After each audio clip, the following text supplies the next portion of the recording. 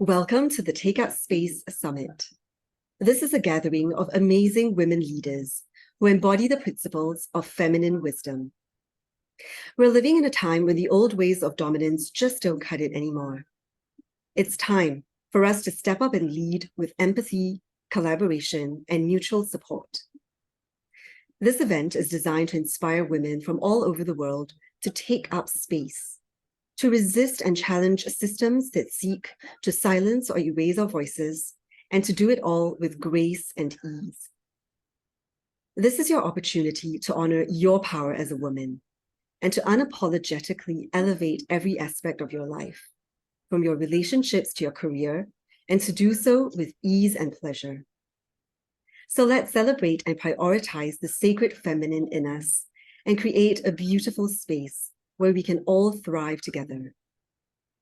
I'm your host for this event, Irene Chong, and today I'm excited to present Emily Trinkaus, who'll be sharing more on how to break free from the Unworthiness Program and awakening to your natural creativity.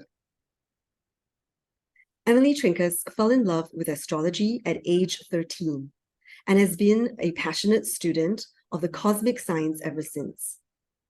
She has practiced professionally since 1999 and offers online classes and personal readings to people around the world. Emily's gift is to translate the complex language of astrology into accessible, practical, and inspiring wisdom you can use for healing and success. She also has a background in energy medicine, writing, and art, and loves to support other artists in expressing their full potential. Her writing has appeared in the Mountain Astrologer magazine, amongst other publications, and on tarot.com and janspiller.com.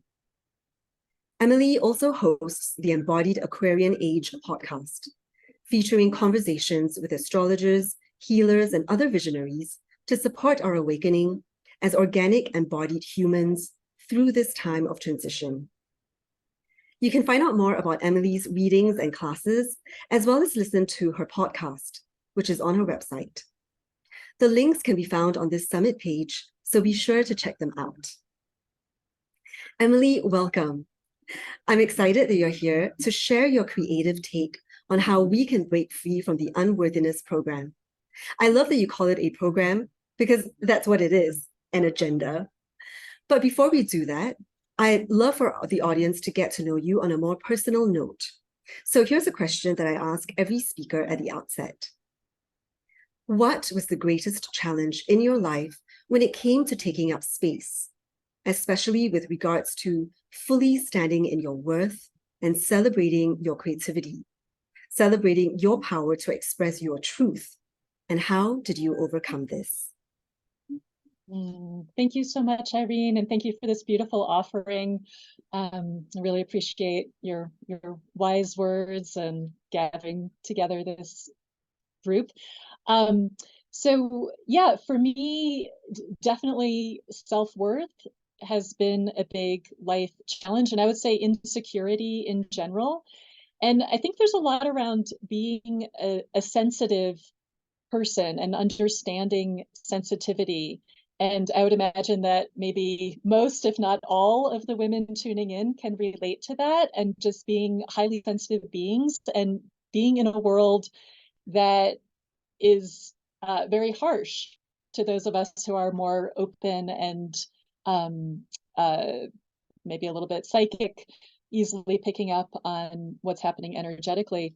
So yes, I do call it an unworthiness program because what I've noticed is that pretty much every woman I know for sure struggles with unworthiness. If not, probably most, if not all men do as well. They're just not as vocal about it or don't. Maybe as women, we're more likely to admit it or talk about it or be open about it. But what I've seen is that it's not personal. Like there's something like this is a conditioned state of being, of undervaluing our humanness and undervaluing our uniqueness and our individuality. So I think for me, this has been a lifelong challenge, just in valuing myself and valuing what I have to say. one example is I've always been a writer. And as a kid, I compulsively wrote in my journals and had my diary, and then anyway into through my 20s I was a big journal writer and wrote poetry, but it was all secret. And in fact, in college, I was too afraid to take a writing class. I was an English major because that seemed easier to write academically about other people's creative writing, but I was too afraid to take a creative writing class. And then when I was about 30 and in my first Saturn return, and everybody has their Saturn return around age 29 or so, and I was living in New York City and I saw a flyer. This was back in the 90s when, pre everything on the internet. I saw a flyer for a creative writing workshop. And I tore off the little flap and brought that home, and I sat with it for like a week before I picked up the phone and called about joining this writing workshop. I was so scared. I so wanted to be a writer. I was a closet writer, but I was so scared of bringing that out and being seen and letting my writing be seen.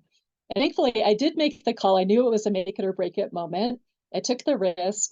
I joined the writing group and actually ended up leading creative writing workshops in that same format that I had that I first took that workshop in. So it's one, I think taking risks is huge. It's so easy to stay stuck in our own little worlds and our own little perception and our own fears. And so taking risks is everything, right? To break out of that shell. And I think also community is really key. And this was, thankfully I landed in the right kind of writing workshop, because there are writing workshops where people tear each other apart and and say terrible things about each other's writing. But this type of workshop was all about community and all about safety and creating a safe environment for people to develop their voice. So that was huge. But I want to say that this has been an ongoing life's journey around worthiness, around taking up space, around being seen. And even once I was writing for, the Mountain Astrologer, or writing a blog, or putting my work out there, that was still terrifying. Every time it was terrifying. And I would have to play a little game with myself where I'd pretend that a lot of people were not seeing it because that was too scary. And so coming back to this theme of sensitivity, I think this is something I've really learned is to, and Neptune wanted to be here. Something I've really learned is to honor that sensitivity, and that, part of the journey is really seeing how I can best take care of myself as I'm putting myself out there, and not try to, I think initially there's an attempt to override the sensitivity and to make it wrong. There's something wrong with me because I care what other people think, or because I'm affected by energy, or because I'm shy, right? There's something wrong with me. That's the default unworthiness program talking, right? But instead to see, oh, I'm having feelings, I'm feeling sensitive. How can I care for that part of me that's feeling sensitive, instead of judging that and trying to override it and shut it down, right? So to really see that sensitivity is part of the superpower, that's part of the creativity, that's part of being able to tune in and having something to say. So what I came to learn is that as much as I'm putting something out into the world, I need to be giving myself the support and nurturing and downtime and, tending to the feelings that come up, versus thinking I need to power through and, push that part of me down and override it. And like I said, that's an ongoing journey. I just think we're so taught to undervalue our sensitivity and to see that as a weakness, or to see vulnerability as a weakness. And I know when I first started giving talks, that was terrifying. And I would also cry. Pretty much every talk I gave, I would start crying. And I often cry when I teach. And now I can see that as, if I really care about something, it's going to make me cry. And that's good, right? That means I'm coming from my heart, versus trying to shut down that tender vulnerability because I've got something to say. We need more vulnerability and openness in the world. We need that feminine quality of sensitivity. So how to be with that while being out versus like trying to separate those parts. That's a little bit and maybe a little convoluted, but that's been part of the journey. Wow, thank you for sharing all of that, Emily. And I just want to say that as you were talking, I just kept nodding because I was like, yes, yes, I can relate to that. Yes, there's something wrong with me. That thought I think it plagues me virtually every day. And I'm still, there is still a reprogramming from this condition program that has been, I think, instilled and inculcated in us from a very early age. I also feel that a lot of women can resonate because it is a universal issue that because of the toxic patriarchal paradigm, a lot of us grow up judging ourselves, censoring ourselves, feeling unworthy and hiding under, like trying to bury that shame. So, especially when you spoke about not being willing to even take a class, even though it's something that called to you, like I just keep thinking, how many people, how many women out there have also buried their dreams because Yes, they don't feel that they can do it, or they don't want to be seen.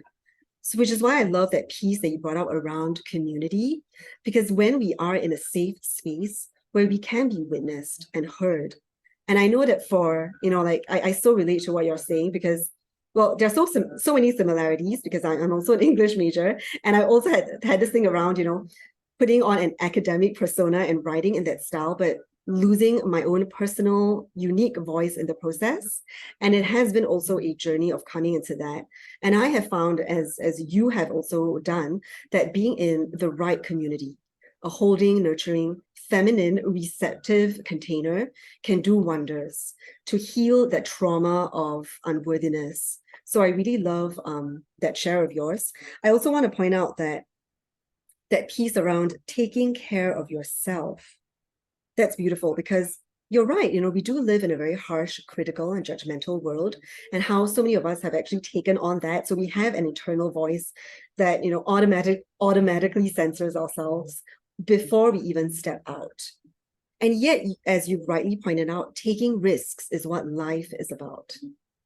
And this is why I love the topic that you've chosen, because I know that you'll be focusing on Uranus, the planet of liberation, that's going to help us break free, as well as, you're going to be talking more about Jupiter, because these two amazing planets are going to be in the sign of Taurus. So I'm really excited about what you have to share. I also know that you have come up with a beautiful set of slides. So I'm just going to let you take it away and run us through the presentation that you've prepared. Great. Thank you, Irene. And I will say, I just want to say a bit about astrology for people who are newer to astrology or not familiar to astrology. One of the great things about astrology is that it really shows how we are each completely unique beings, right? The astrology chart it's not just about your sun sign. It's not like all Virgos are like this, all Geminis are like this. No, your birth chart is totally unique to you based on your time and place of birth. There's no one else has that same chart, right? So there's something about astrology in terms of really validating who you are, and the more you can just accept this is who I am, and that's one of the ways that astrology has really helped me in terms of self-acceptance. I don't need to try to be like someone else. I don't need to be like anybody different than who I am. I'm the only one of me, and this is who that is. And then in terms of what I'm going to talk about in the presentation has to do with current, where planets are currently in the sky and what the opportunity is. So I do not see it as, oh, Uranus is in Taurus, and therefore here's my prediction for what's going to happen. It's more like Uranus is in Taurus, here's an opportunity, here's how we can work with this energy. So I see astrology as co-creative rather than what the gods are going to do to me, right? There are no victims here, and to be aware of the energies gives us more of an opportunity to use them consciously. And it's all about how consciously can we navigate. So that's my little preamble to what I'm up to with astrology. And let me bring up the presentation here. Okay, so yes, breaking free from the Unworthiness Program, awakening your natural creativity. And I'm starting out, and I'll just say that I included some of my collages throughout this presentation because that's one of my forms of creativity, and that's fun for me. But I start out with a quote from Hildegard of Bingen, because Hildegard was born with both Uranus and Jupiter in Taurus, which is what I'm going to be talking about here. And you may know she was a mystic born in, I think it was 1098, and has just had a profound influence. And okay, and she says, dare to declare who you are. It is not far from the shores of silence to the boundaries of speech.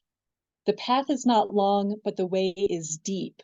You must not only walk there, you must be prepared to leap. And that's what we're going to talk about, the quantum leap into your greater sense of worthiness and creativity. Okay, so the planet Uranus, this is what we're going to start with, and this is the symbol for Uranus, symbol for Taurus. Uranus is known as the Great Awakener, and every planet carries a different energy, different qualities. The qualities of Uranus are revelation, breakthrough, the quantum leap, revolution, liberation, acceleration, and innovation. So this is a very powerful force, a very powerful liberating force. And Uranus is not contained by or not limited by the laws of time and space. Uranus is the first of the outer planets, first of the invisible planets, beyond our 3D limitations. So the Uranian potential is to take a quantum leap. We don't have to go from A to B to C. We can suddenly find ourselves at a whole new level. And Uranus is now in Taurus, the sign Taurus, where it's been since 2018. It'll be there till 2026. And Taurus, as you might know, Taurus is the bull. I think of Taurus as the cow, actually. It's a feminine sign. It's a feminine sign. It's an earth sign. And it's ruled by Venus. And Venus, so every sign is associated with a different planet. Taurus is associated with Venus. Venus is the goddess. Venus is the goddess of love and beauty. She represents the divine feminine. And in Taurus, this is the earthly expression of the goddess. This is the goddess incarnate. And the Taurus time of year, which we're still in now as we do this interview, but will not be once this airs. But the Taurus time of year is the fullness of spring. So it's that energy of everything's alive and it's beautiful, and these flowers, they smell so good, right? So it's a lot about sensual pleasure and delight, and remembering that Venus is about pleasure and fulfillment.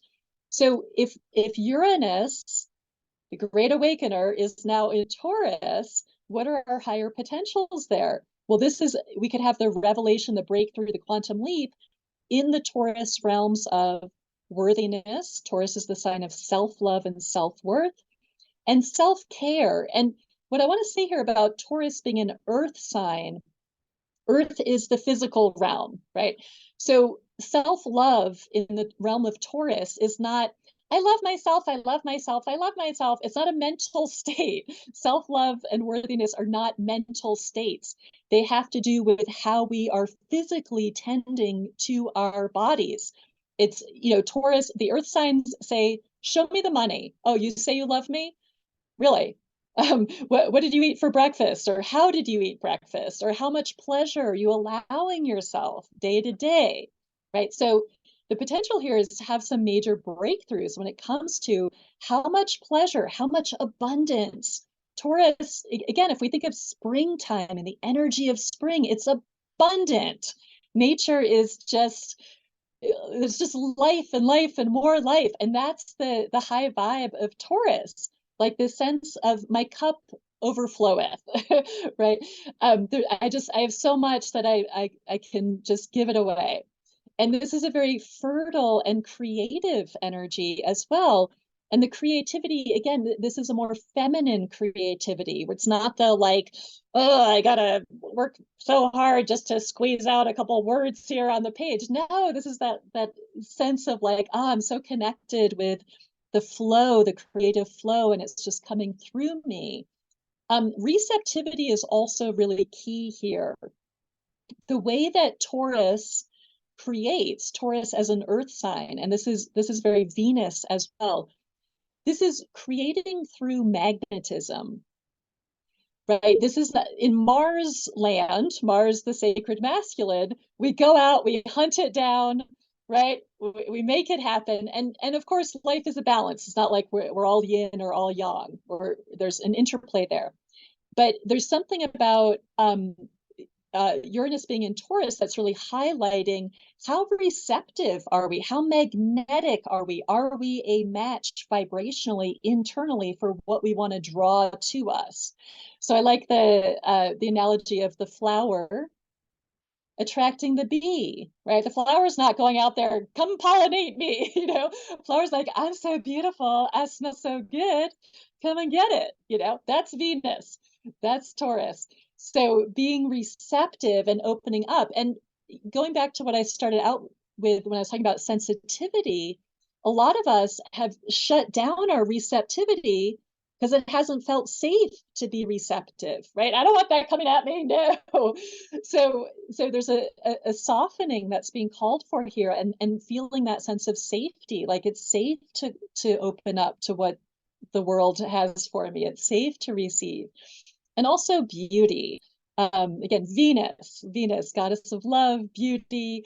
You know, again, think of nature, how beautiful nature is in the spring.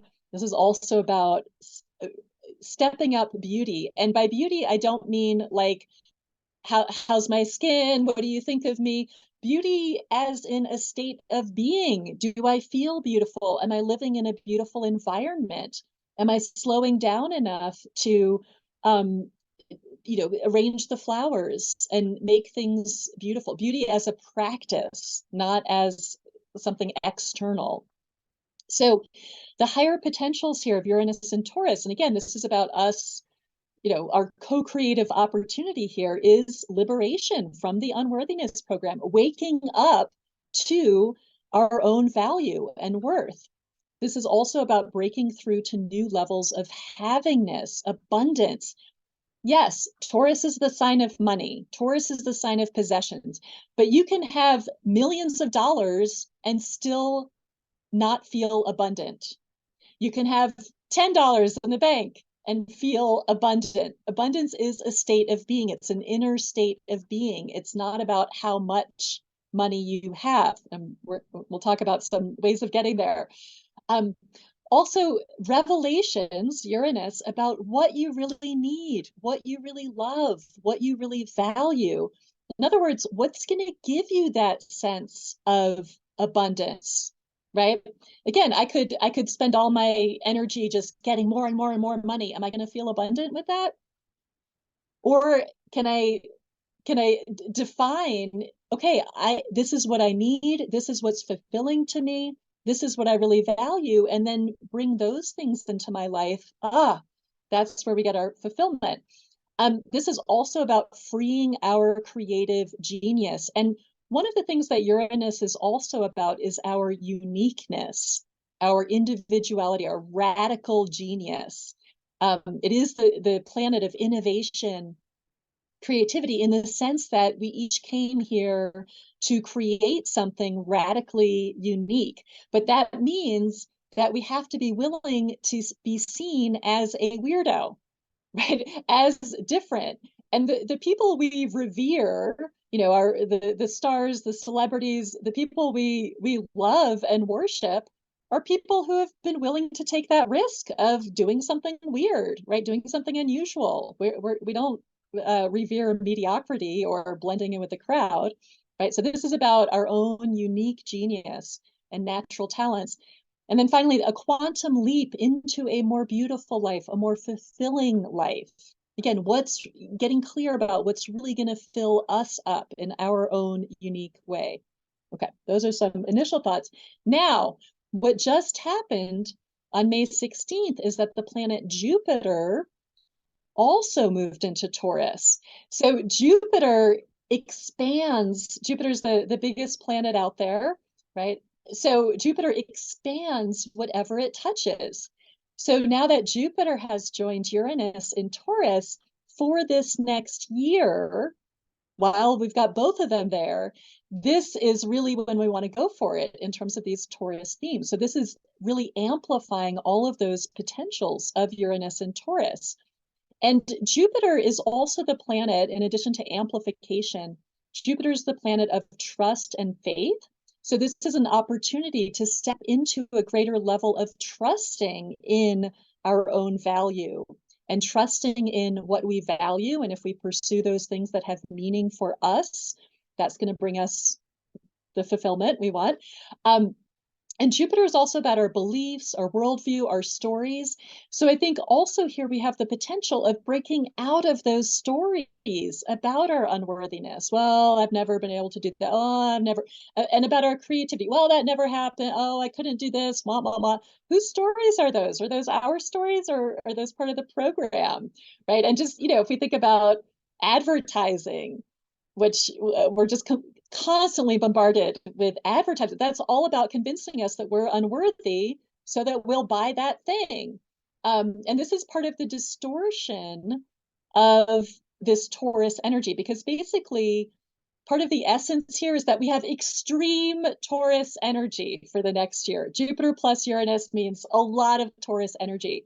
And the distortion of that, we can kind of sum that up with the saying, you can never get enough of what you don't really need, right? So the distortion of Taurus is like the shopaholic. I mean, go out and spend all this money because I think it's going to make me feel better, but now I'm going to end up with a bunch of crap that I don't really feel any different, right? Maybe I got a rush while I was spending all that money. And overindulgence, right? Stuffing ourselves. Taurus, I mean, I have a Taurus moon. I love to eat. I love food.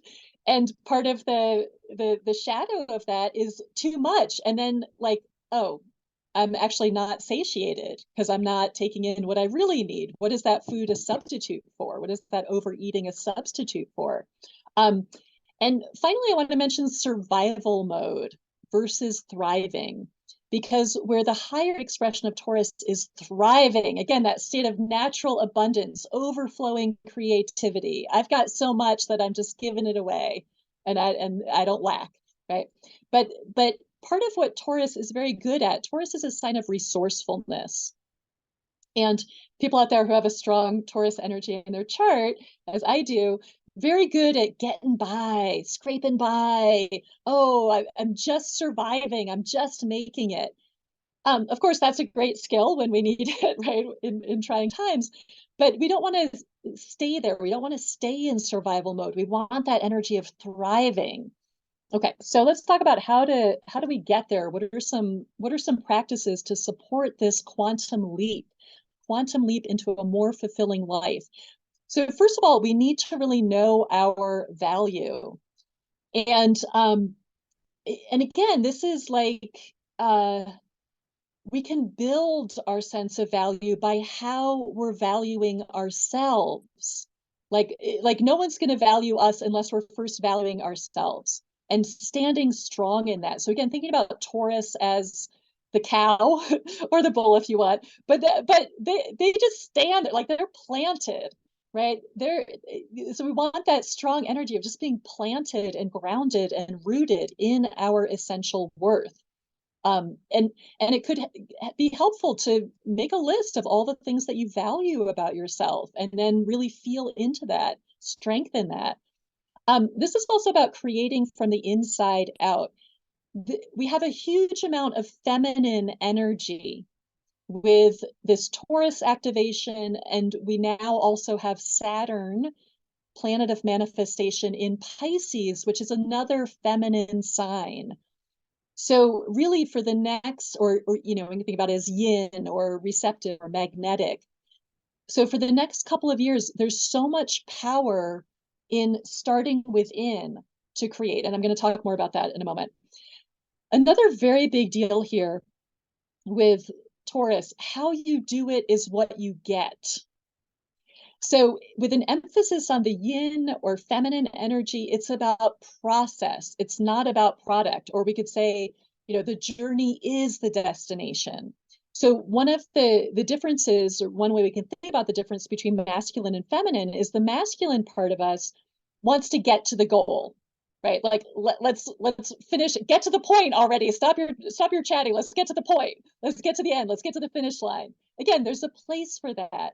But the feminine energy is like, am I enjoying myself while I'm getting to the finish line? Or we're having this conversation just because it's so fun to connect and share ideas and play around. Who cares if we get to the punchline or resolve the issue, right? We're enjoying just connecting.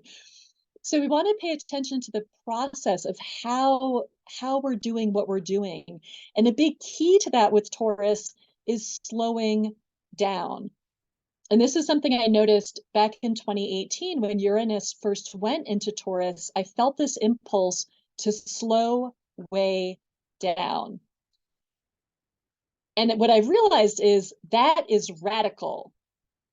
Slowing down is radical because we're in a culture that is hyper masculine in the sense of it's all about reaching the goal. So how fast can you get there, right? Productivity, efficiency, get her done. Slowing down is radical, and we need to slow down in order to enjoy the process, right? Taurus is the sign of stopping and smelling the roses. Enjoy the sensuality. And I want to sort of skip to what I said here about practice receiving, practice enjoying, practice feeling satisfied. And I'll give an example of that. That was from last night when I was thinking about this presentation and thinking about what I wanted to talk about, and I had a cat on my lap. I have 3 of them, so often somebody is on my lap, at least one. And so I took a minute or a couple of minutes to just pet her fur, feel how good that felt. She was purring, to just soften and relax and enjoy. And I was thinking about I'm in a long distance relationship, and of course I really want to be with my special friend, right? Well, he's not here, but I have a cat on my lap. But how am I going to receive that level of pleasure and sensuality and enjoyment if I haven't practiced receiving what's right here, right now, right? So a practice of really taking in what's present, really feeling, really enjoying it, versus, oh, I wish I had this, I wish I had that, I'll enjoy myself once I have X, Y, Z. What if we start with enjoying what's right here, right now? And that's part of the how we do it is what we get. Okay. Radical self-care. Again, we're in the Uranian realm, radical. And again, with Taurus, it's like if I value myself, that means caring for my body, right? So if you're struggling with self-worth, this is a great starting place, caring for your body, because self-worth, on the one hand, there's the mental program and the mental tapes around that, but it's also somatic. These are belief systems and stories that we've digested into our bodies. And to undo them, we need to start with the body. Oh, I love my body so much. I'm going to take a nap when I'm tired instead of drinking a second cup of coffee, right? Or I'm going to make sure that I have like a pillow behind me and I'm sitting comfortably and I'm relaxed, I'm softening, right? Really tending to the body, caring for the body, just like we wanted our bodies to be cared for as children. We can do that for ourselves now. Using your voice is very, very helpful with Taurus. Taurus rules the throat. So mantras, chanting, singing, humming, it can be simple. It can be as simple as humming. Humming sends a healing vibration through your body. And that can be another form of self-care. Let me sing to myself. I don't care if I don't have a good voice or whatever, I can still sing to myself and that can still feel good. And then finally, gratitude, appreciation. This is so useful. And a practice that I've been playing with is future gratitude. So there's being grateful for what I already have, but there's pretending that I already have it and being grateful for it. So if you think about the way that I do this is I notice what I'm worrying about, like, oh no, I'm giving that presentation tomorrow, freak out, freak out, freak out. Or I could write down, I'm so grateful that my presentation was fantastic and I had so much fun and I, whatever you want to create. Pretend it's already happened. Write that down. Future gratitude practice, so powerful. Okay, and again, we'll just have a little word of wisdom here from Hildegard saying, be not lax in celebrating. Be not lazy in the festive service of God. Be ablaze with enthusiasm. Let us be an alive, burning offering before the altar of God. Like godliness, the divine holiness, it's right here, right now, in the body, in nature, on the earth. We can celebrate that. The more we celebrate that, the more we elevate our own worthiness. Okay, and just a few more words of wisdom. So Marianne Williamson, she was born with Jupiter in Taurus, and there's a quote of hers. I couldn't find it, but I remember hearing something that she said in one of her talks. She said, "We're either having the feast or we're preparing for the feast." Right? So rather than being in that state of deprivation and I don't have this, and if only I had that, we could just imagine we're preparing for the feast. Right? How can I get ready for this great new relationship that's going to come, or all this abundance that's going to come into my life? I'm preparing for it. Okay. And Marianne also says, joy is what happens to us when we allow ourselves to recognize how good things really are. This is again Taurus. It's simple. What are the simple pleasures of life? What's already here that I can celebrate, which is going to prepare me for more than, I mean, if I can't celebrate like my cat on my lap and how good that feels, how am I going to be able to handle the bigger thing that's going to feel even better? Okay, and then Virginia Woolf, she's another Jupiter in Taurus, wise woman.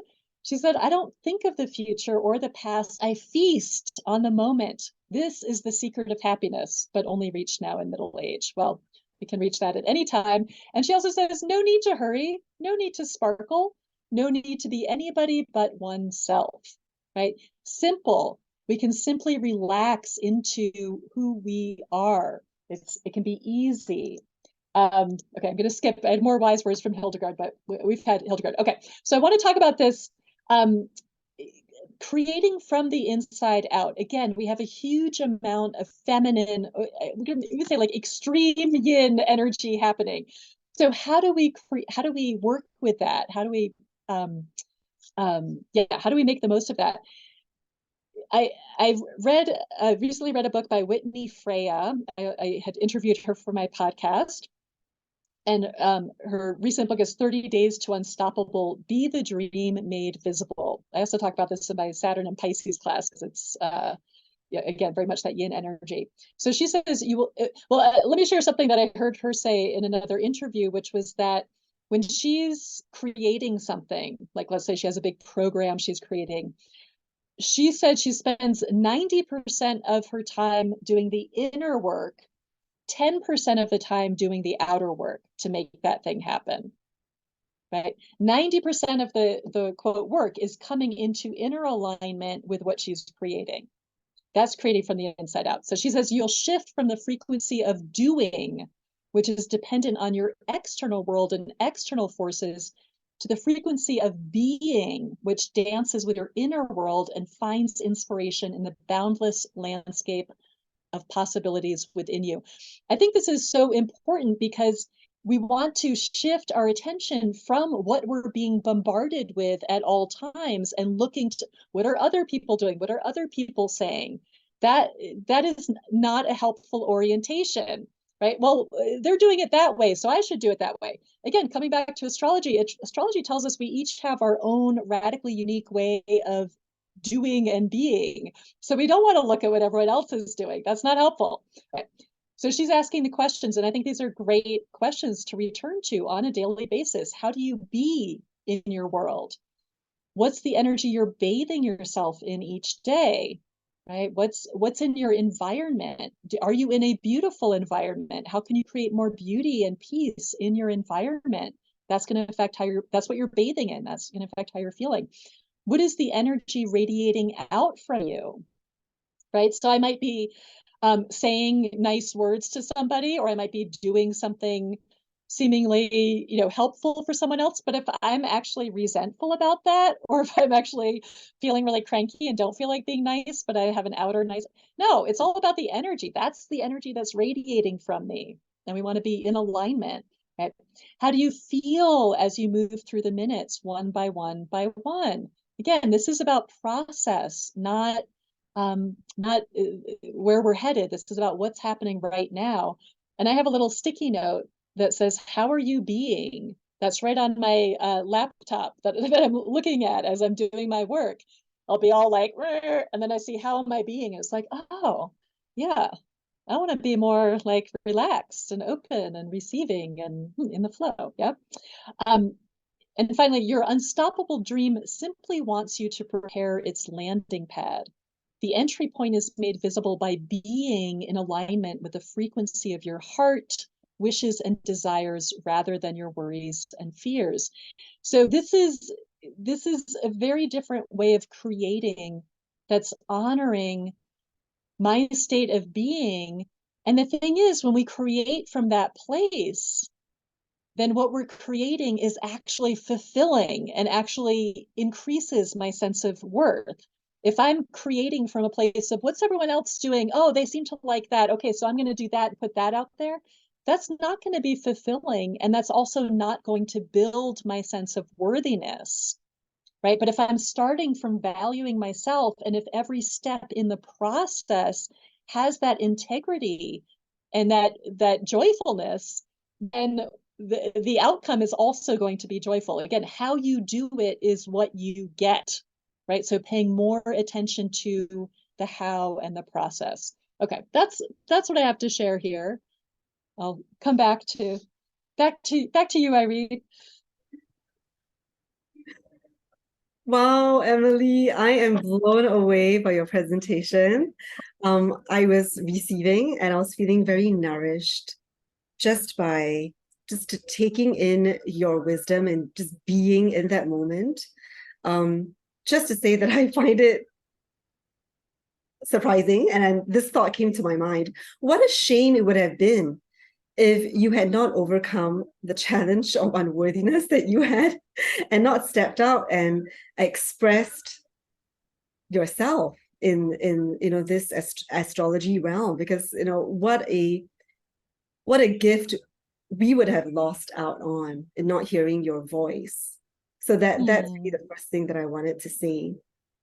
Thank you. Yeah. And also to say that, so I scribbled down lots of thoughts, a couple of ideas that I'd like to just bounce off and just as part of my reflection, which I also hope will benefit the audience. First of all, I love the synchronicity that landed in so many ways. And we're talking about the creative principle, and I feel that the universe is creative. It created us, after all, and this principle, or the idea of synchronicity, of things coming together and landing in the right place, it does feel quite Uranian to me in some way, that genius landing. So the first thing I wanted to say was that you spoke a lot about beingness, which is very feminine, being versus doing, right? And so I just couldn't help but laugh, because I know I was sharing with you prior to the start of the recording that I felt compelled to come in what I'm wearing today, because and there's bees, like these bee earrings and my bee weeple, and I was like, when you talked about being and Venus and beauty and flowers, I was like, yeah, it's all about the being. I just thought that was so funny, and I loved it. I loved it because you've spoken, I think, really to the heart of the matter here. When you also said it's not about the destination, it's the process. And because we're on that note about creativity, really feeling into our worth, daring to be different, what I would like to share also is that this unworthiness programming is so strong. I know that when I was trying to come up with a name for my company, my business, I was receiving all these downloads and I still resisted and I struggled, because I didn't know why. I just kept coming back to to the name of my company. And as you were sharing, I was nodding, oh yeah, that's why I called it Journeys. Like, so my company name is Alignment Journeys. Journeys, because it is like, I do want to focus on the process, because to me, the process is the destination. If you're not enjoying the process, if you're not being in the how, it doesn't matter whether you get to the destination in the end, and it's one and the same thing, which is also a very, paradoxical idea. To me, it's also very Uranian. And then the idea of like, oh, when you spoke and you shared what Whitney Freya shared in a book, 90% being coming into the state of inner alignment first, so that everything external lands. Earlier on, you had also said something about standing in our worth, so that we then magnetize from this frequency. And, magnetizing, as you've also said, is a very Venusian and feminine principle. We don't just go out grasping because we are feeling desperate and alone and empty inside. And so we just reach out. I think you mentioned shopaholic, shopping and food, right? I think that there is the malaise of the world now is overconsumption, be it shopping or eating, because people are trying to fill this emptiness and fill this hole that they have inside. And they're looking to the external, to the outside world, instead of realizing that the key, and I always think of the Venus glyph as the key, right? The key is really beingness, going and turning within. So that was just some of my insights. The other thing I want to say that I love and that I really want to highlight to listeners, to viewers, is that celebrating ourselves is of service to the divine. Wow, what a radical notion. Because I know that, for centuries, especially in some religious traditions, it was suffering. Suffering is seen as spiritual. The more pain I can take on, it means I'm saintly. But the shadow side of that is that you can also take on a martyr complex. And when you came back, when you spoke about Taurus and being in our bodies, again, right, there was this shadow side where, being in the body, taking delight in sensual pleasures, that's a sin. That's not good. Right. Yeah. Right. And I really love how we are moving away from that and saying, no, it's about embodiment. And embodiment is such a buzzword these days, because more and more people are realizing that it's so important to come back to our physical body, that this is our body temple for us to take care of. Just like, if you went to a place of worship, you want to keep it clean. The same goes like for our body. Yeah. Yes. And I'll just, I want to mention that this is part of, in terms of the bigger picture of where we're at astrologically, coming from the age of Pisces into the age of Aquarius, this is the big distortion that we're healing from the past 2,000 years, is this separation between the divine and the physical, right? This idea that God has left the planet and that we'll return to God once we leave our bodies. Right? Versus the old idea back when Venus was living large, back in the days of the goddess religion, where worship was through the body and through sexuality even, right? This is a very distorted idea that sex is dirty, the body is dirty, therefore women are dirty, since women tend to be associated with the immanence, with the physical, while the masculine associated with the spirit. So this is a time of re-wedding divine and physical, and we start with ourselves. And I think it's even Saint Francis, who was also born with Francis of Assisi, who was also born with Jupiter and Uranus and Taurus. He says something like, sanctify the body and you sanctify society, right? Like we start with, or sanctify the self, right? We start with ourselves and really seeing ourselves as divine. I mean, this is part of, right, we can see this unworthiness program run deep, right? If we start with original sin, like, I was just born and already there's something wrong with me, right? In that paradigm. So we've got a lot to overcome here. And again, it starts with recognizing the divinity in my body, the divinity in my cats, the divinity in that tree, right? The divinity in all of matter. And also, just as a final point, the divinity in the art that we create. And I love how, I was really soaking in, I was sharing with you that I was feeling nourished drinking in the colors and the lush, gorgeous images that you've came up with in your collage. As I was looking through and I was sort of taking a very close look at your beautiful artwork, and there was one particular image that stood out to me. It's the one where you had this pyramid against the night sky, and then below the pyramid, how Uranian, how unexpected, you had this, I think it's a figure of a woman reaching out underground, and she was reaching out for a typewriter. And like that image just resonated with me. I was like, whoa. Yeah, it's like bringing in, I mean, we could talk about pyramids and sacred geometry and all of that, but I just want to say that symbolically, what that meant for me was, we are living in a time when we have that access because of the cosmic energies, that access to divine energies that we can bring from high above down into our bodies, and then we reach out and we express this in whatever form. It could be writing in the form of a typewriter, or it could be movement and dance. And even as you were sharing your presentation, I was watching you move, like you were speaking also with your body. So what a role model for embodiment. You weren't just like talking from your head, you were moving your body and you were emphasizing, and it was like the wisdom that you were sharing was coming through you, not just through your mouth or your throat, but your entire body. And that's what being in this physical world is about. And yeah, and as I'm saying all this, I'm also looking at you, and I just love the lushness of your background as well. And so this brings me to like two quick questions. So you've spoken a lot about Taurus and the bull or the cow, and I know that the glyph is also something really interesting. And because I'm looking at the poster behind you, I think it's a flower, but from far away, it also looks like the fallopian tubes. So I thought, do you want to say something about Taurus and the womb? Yes, great.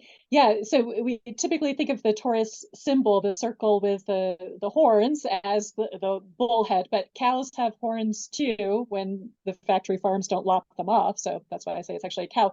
But this is also the symbol of the womb and the fallopian tubes.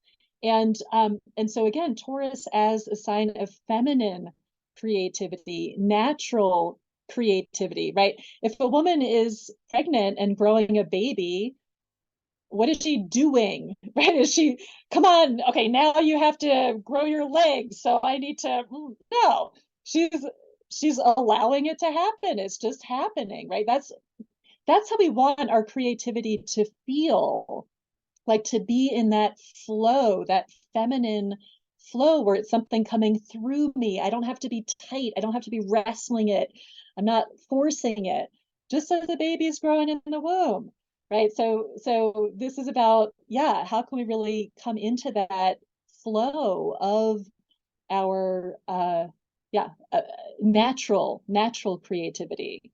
And and again, there's something about really valuing what I have to create. And again, we're undoing the millennia of undervaluing women as creators. We're not machines. I mean, I think the birth process would be a big tangent, which I won't go into, but that has been turned into like this production of doctor, like woman as machine, and doctor delivering baby, versus this natural process. It's been mechanized, it's been medicalized, it's been turned into like there's something wrong with you, right? Just like there's something wrong with menstruation and that needs to be medicated and controlled. There's something wrong with menopause that needs to be medicated and controlled. Like these are natural processes. These are not problems, right?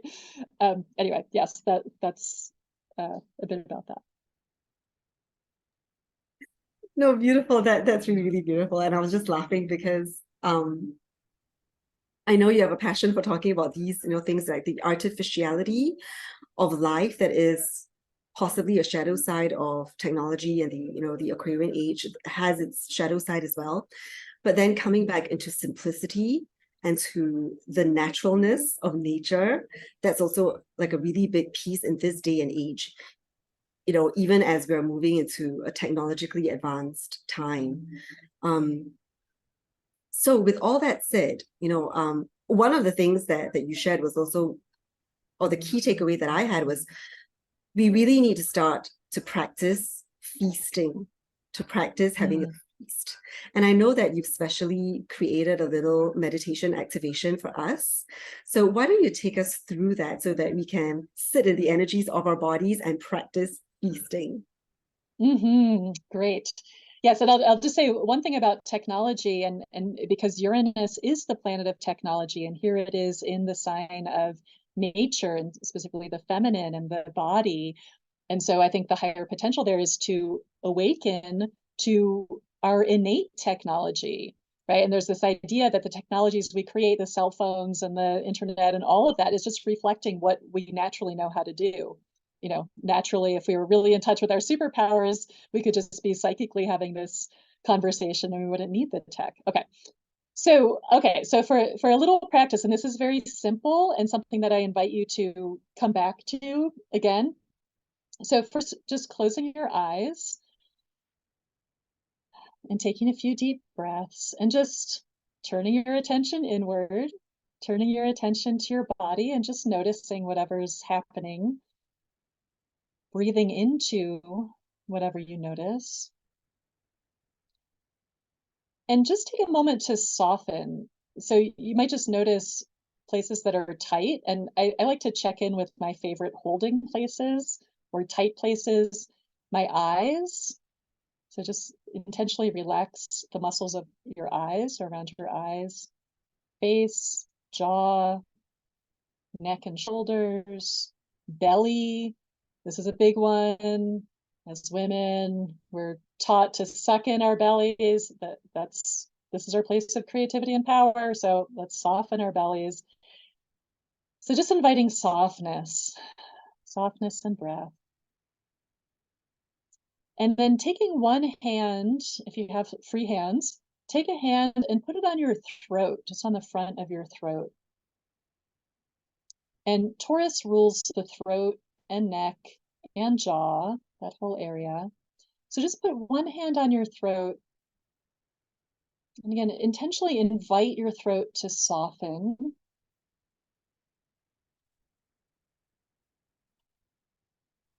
Notice what is happening there. And notice, does your throat feel tight or constricted? Does it feel loose and open? And what are you noticing with your hand? Like you might notice a pulse beneath your hand. I'm just going to be quiet for a moment, just so we can all just feel our throats for a moment. Just saying hello here.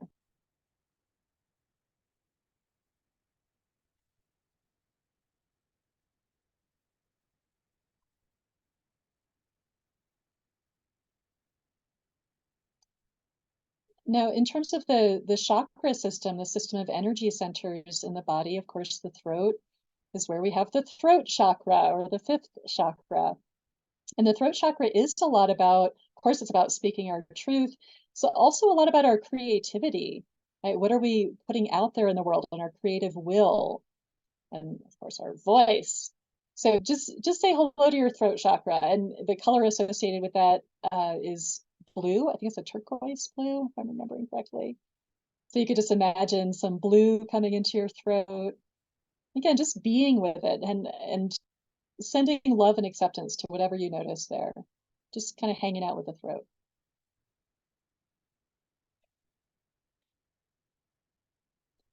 And then if you have a second hand free, place that second hand just below your belly button on your womb.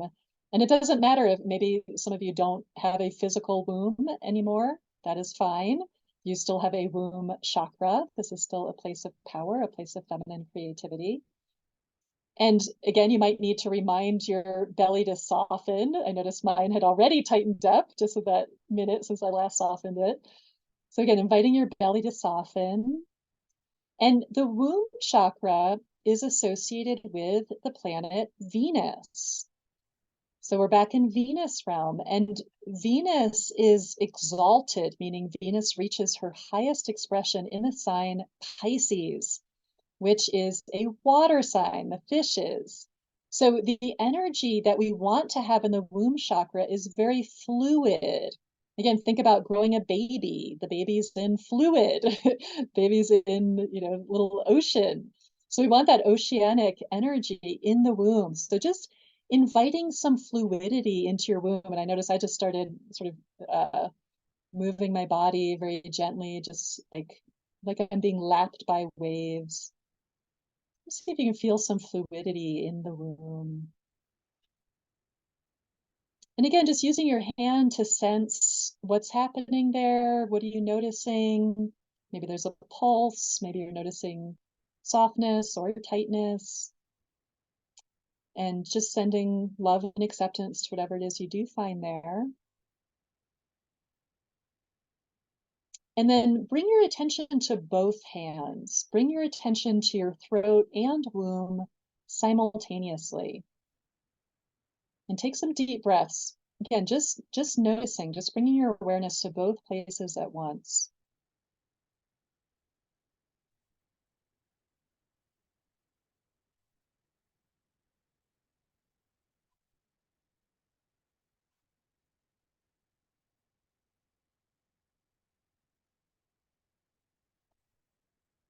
Breathing into that connection between womb and throat. And this is, something that Irene mentioned before that she noticed while I was speaking. This is, we want to be speaking from our wombs. And again, we've been taught to devalue our wombs, to devalue our womb wisdom. And, actually science tells us we have a brain in our gut. We have a second brain in our gut. So if we're squishing our bellies, if we're pretending they're not there, if we're tightening them, of course, nobody puts on corsets anymore.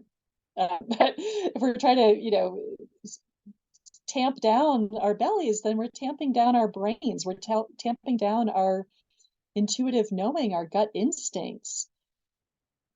And of course, then we're also not speaking the throat what not only our truth and what we know to be true, but again, coming back to that idea of fulfillment, satisfaction, true pleasure versus the distortion of just stuffing ourselves with what we don't really want. And think about that too. And I, again, I have a Taurus moon. I'm not a stranger to overeating. That is definitely a shadow I can go into. But notice that's throat and belly. What do the throat and belly really want to be doing? How can we give voice, throat, to what we really need and what's really going to fulfill us? Belly.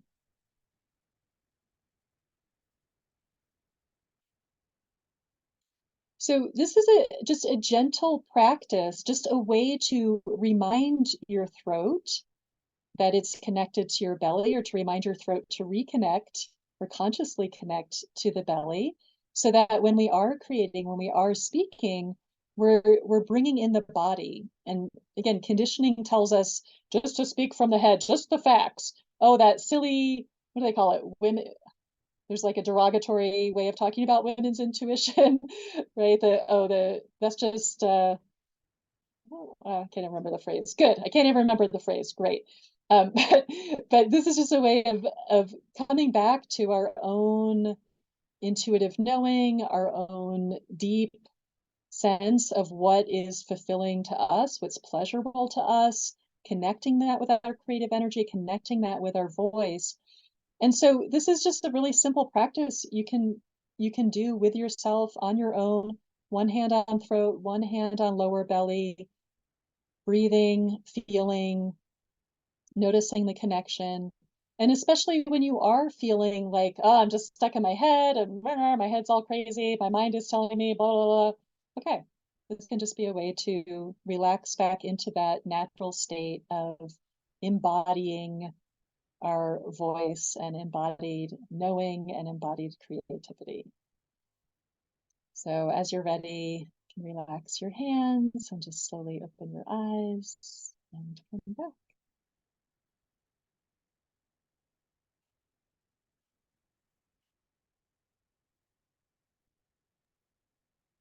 Thank you, Emily.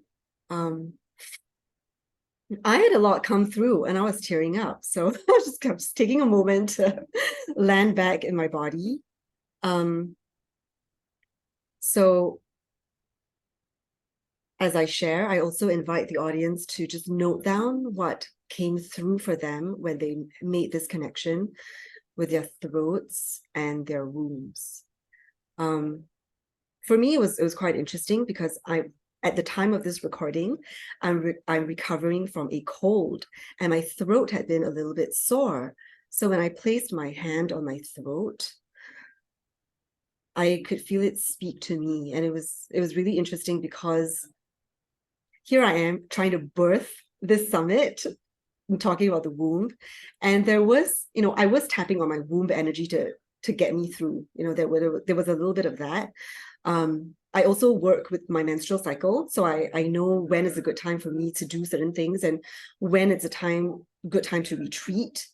But during the phase when I was, supposed to be like, yeah, doing things and being out there, I had the cold.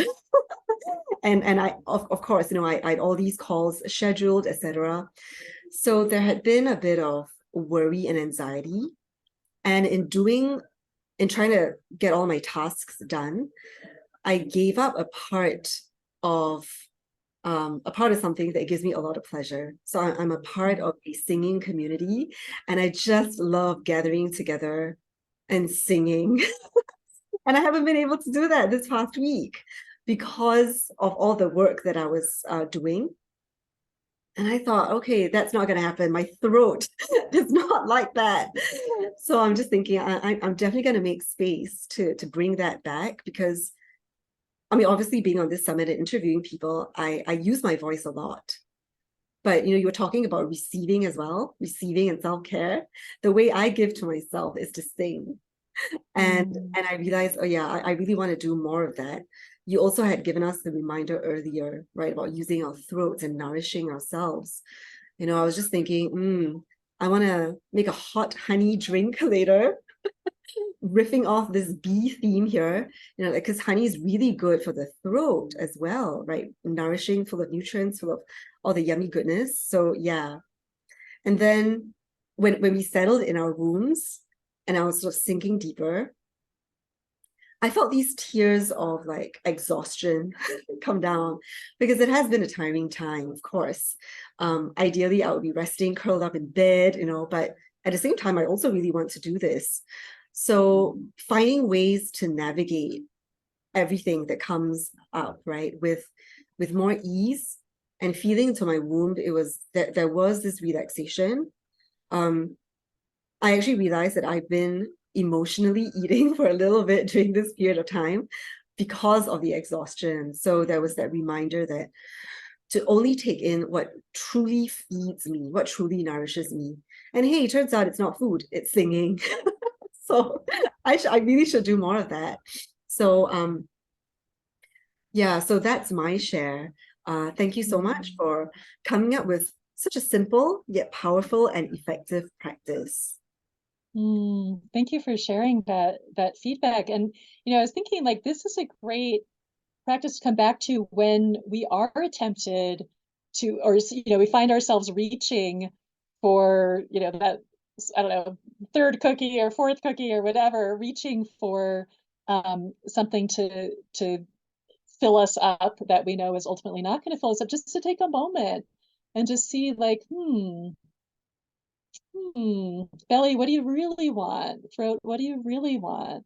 And it's such a, I feel like with all this energy in Taurus, our throats are going to be, or maybe are already speaking to us more loudly, right? With different symptoms, with a sore throat, with a tight neck, and this is such an opportunity for breaking through.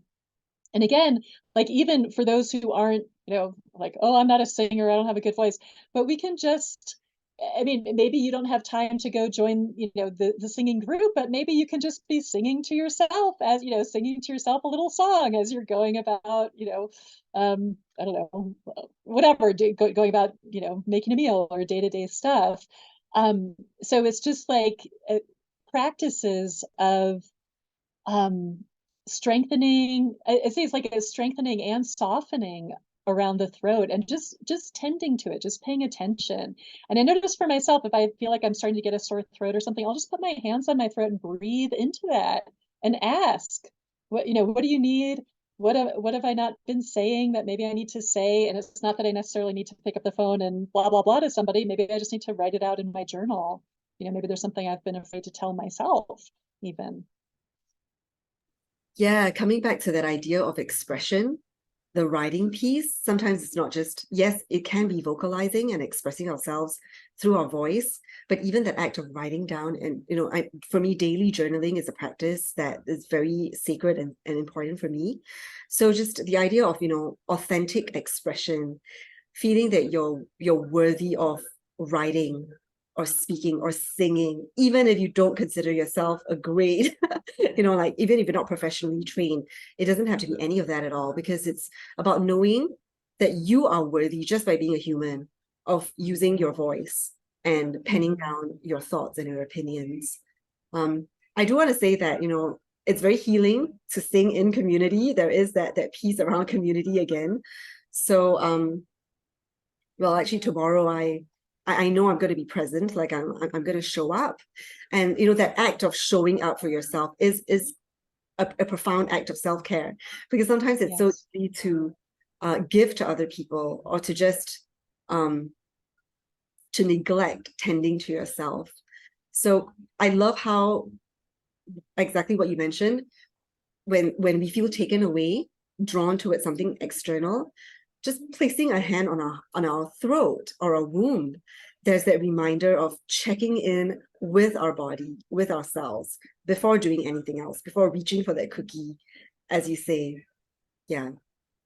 And I want to say too that when something that's been helpful for me also is when I do find myself in the act of, let's say, overeating, because I know this is a big one for women, right?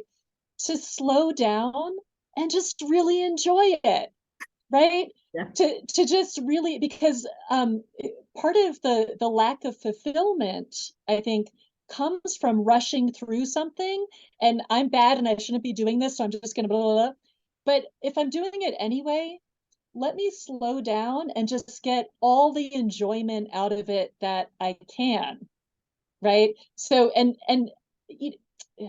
some people might be familiar with Bruce Lipton's work around the biology of belief, but right, we know that that our thoughts have a huge impact on our body. So if I'm eating that cookie, or let's say drinking that coffee, or if someone smokes cigarettes or something, and I'm telling myself, oh, this is terrible, this is gonna, I don't know, make me fat or ruin my body, or oh, this is so bad for me, well, then it is. But if we can slow down and really enjoy it and say, in this moment, this is my medicine.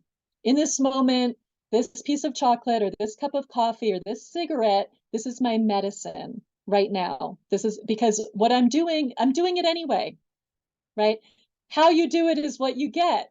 So if I'm doing it as like, this is bad for me and I hate myself, versus I'm going to love myself in what I'm doing right now and enjoy the crap out of it, then it's going to have a different effect. And I think that's also, it's like we don't sort of get rid of those habits by punishing ourselves. That's part of the dynamic. That's part of the old program. So we feed into that program when we hate ourselves and punish ourselves for doing that thing, versus I'm going to even love myself as I'm doing this thing that I know isn't the best for me or isn't so healthy. Even that, I'm going to love and honor myself and just trust that this is apparently what my body needs to be doing in this moment. And it's this self-love and finding, and really sinking into the pleasure of it that's going to shift the pattern.